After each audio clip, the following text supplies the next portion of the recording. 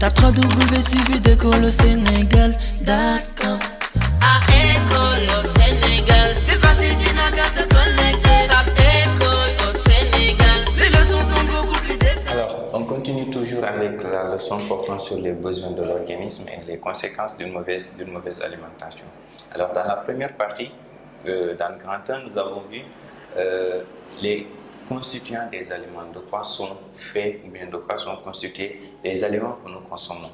Et pour rappel, on avait vu que les aliments pouvaient être de deux types en fonction de leur constitution. Il y avait d'abord des aliments qui sont dits simples, parce que nous n'étant constitués que d'un seul type de substance ou bien que d'une seule substance, et les aliments qui sont dits composés, qui contiennent un ensemble de substances à l'intérieur.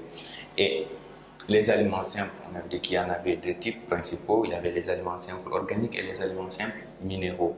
Et dans chacune des catégories, on a cité les différents aliments qu'on peut avoir. Alors, dans cette deuxième partie maintenant, nous allons essayer de voir, nous allons explorer ensemble le rôle maintenant de chacun de ces aliments, ou bien de chacun de ces types d'aliments que l'on a cités dans la première partie. Si vous vous souvenez bien, on a parlé d'aliments simples, ainsi de suite. Donc, nous allons voir les glucides, par exemple, ils jouent quel rôle dans l'organisme, les protéines jouent quel rôle, ainsi de suite. Chacun a son rôle à jouer. Alors, pour faire de manière un peu caricaturale, c'est comme dans une équipe de football ou dans une ruche d'abeilles, par exemple.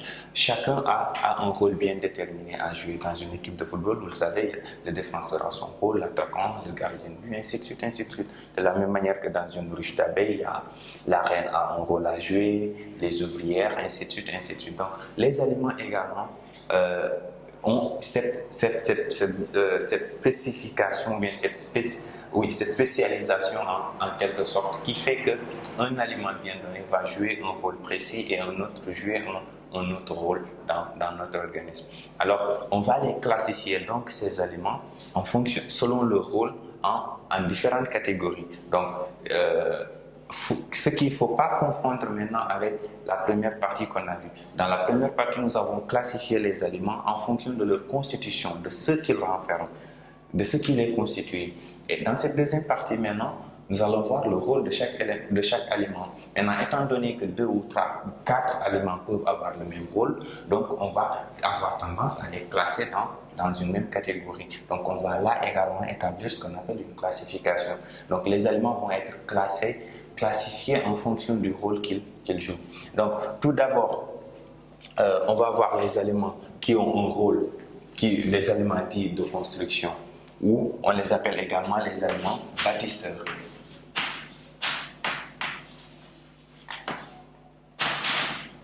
On va les appeler des aliments bâtisseurs. Ensuite, dans un deuxième lieu, nous avons les aliments énergétiques et puis les aliments de protection.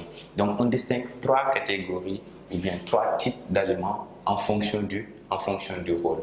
Donc, il y a tout d'abord les aliments de construction, les aliments énergétiques et les aliments protecteurs ou d'entretien que l'on va voir successivement. Donc, tout d'abord, les aliments de construction. Techniquement, c'est quoi? Quand est-ce qu'on dit qu'un aliment est un aliment de construction? Ce sont des aliments qui jouent un rôle. Ils jouent un rôle dans la croissance et le développement. La croissance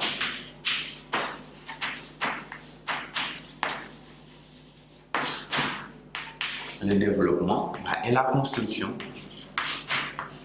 de l'organisme.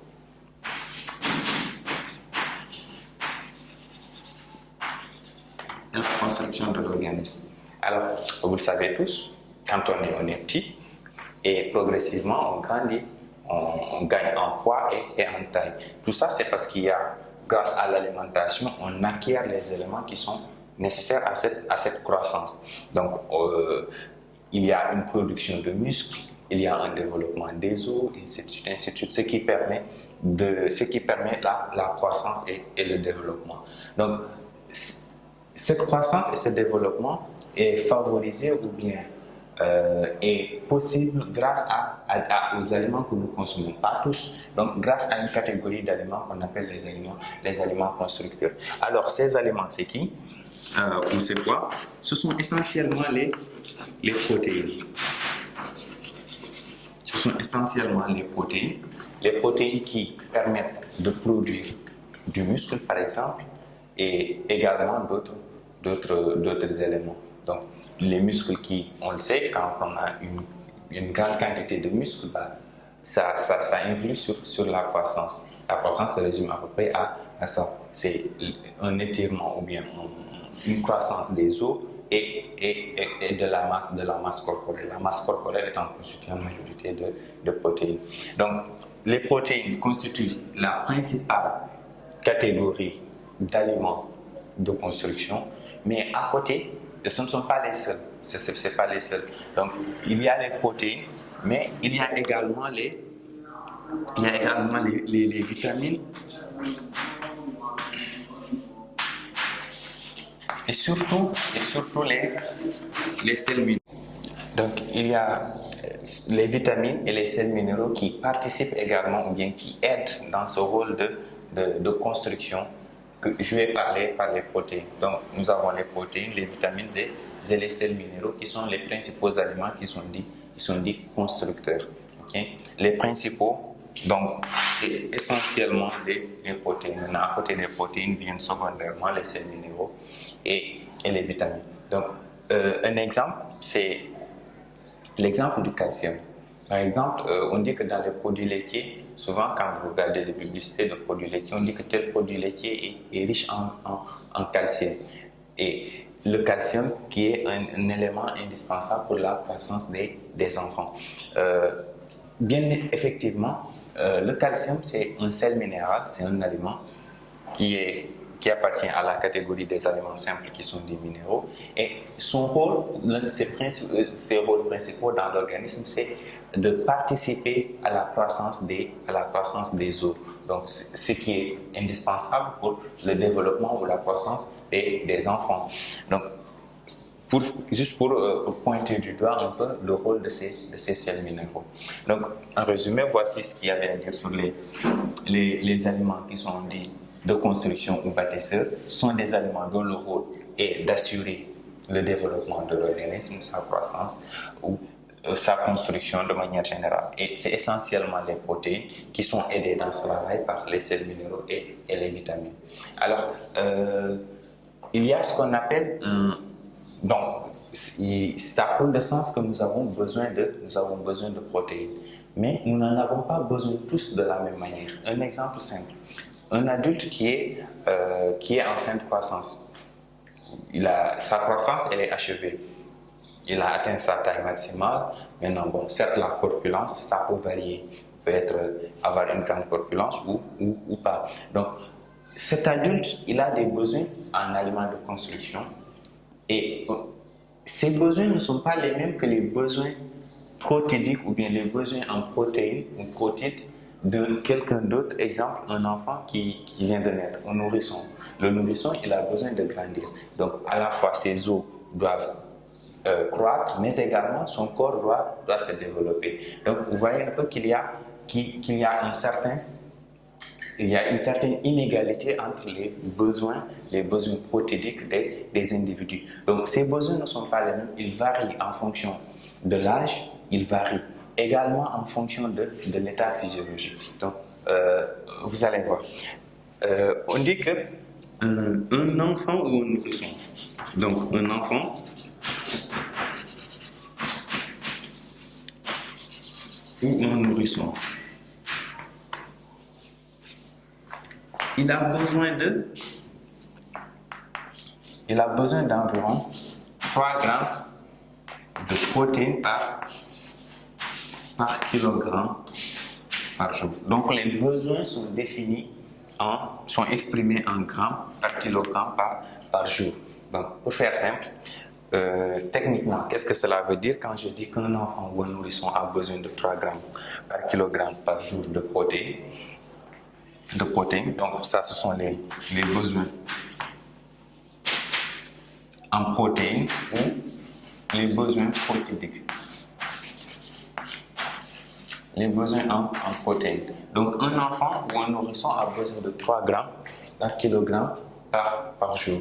Donc, concrètement, qu'est-ce que ça veut dire? Ça veut dire que quand on prend l'enfant pour 1 kg de son corps, il a besoin de 3 grammes de protéines. Donc, il lui faut 3 grammes de protéines pour chaque kilogramme de son poids et par jour.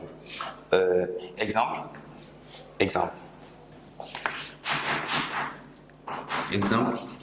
un enfant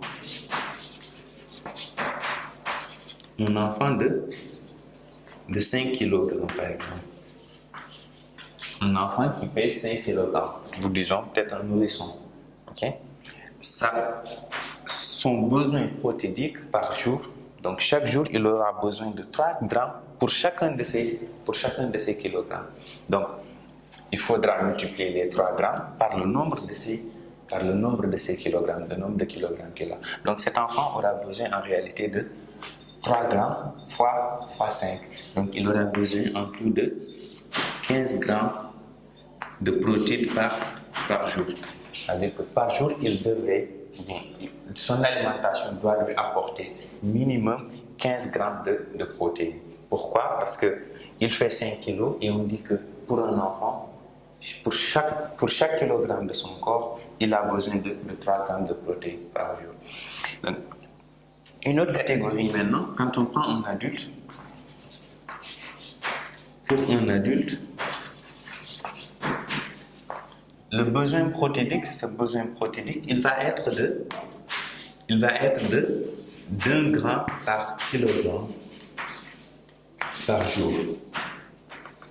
Donc, le principe reste le même. Ça veut dire que pour chaque kilogramme de son corps, il a besoin d'un gramme de protéines par jour. Un exemple simple, si on prend un adulte de 70 kg, disons, de 70 kg, cet individu ou bien cet adulte aura besoin quotidiennement, dans la journée, il aura besoin de 70 grammes de protéines par jour dans la journée. Donc, parce que tout simplement, on multiplie le nombre de ces kilogrammes par le besoin par kilogramme. Il a besoin d'1 gramme pour chacun de ces kilogrammes, étant donné qu'il en a 70, donc il lui en faut 70 fois 1, ce qui fera 70. Donc, on écrit exemple, un adulte de 70 kg. Son besoin protéique va être de 70 grammes par jour. Donc, il lui faudra une alimentation qui lui apporte 70 grammes de protéines chaque jour. www.suividecolosénégal.com